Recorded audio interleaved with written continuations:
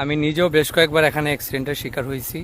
এখানে আমি আমার এই জায়গার ভিতরে আঘাত লাগছে এটার কারণে। আর এটা তো রাস্তার মাঝখানে তো সেটা মানে দুর্ঘটনা এটার হওয়ার স্বাভাবিক। আচ্ছা, আমাদের আরেকটা বিষয় জানার আছে যে বিগত দিনে কি কোনো সরকারের মানে কোনো কিছু জানিয়েছে কিনা। এটা সম্পর্কে জানি না। এটা এটা কি পদক্ষেপ নিছে এটাও জানি না, কিন্তু এটা একটা রাস্তার মাঝ বরাবর সেটা বুঝেছে যে কোনো একটা বড় গাড়ি বা মানে এটা এটা রাস্তার একটু মুড়ের মতো, একদম সোজা যে তা না, এদিক থেকে আসলে ওই দিকটা দেখা যায় না, যার কারণে যানবাহন চালক আমরা এক ভাইয়ের সাথে কথা বলবো।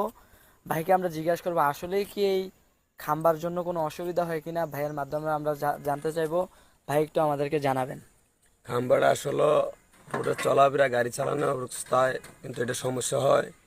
সমস্যা, একটা গাড়ি আইলে আরেকটা গাড়ি খরচ দেওয়া যায় না, বাইচান্স একটা দুর্ঘটনার থাকে। আসলে এটা কি এখানকার কেউ জানিয়েছে সরকারের কাছে কিনা?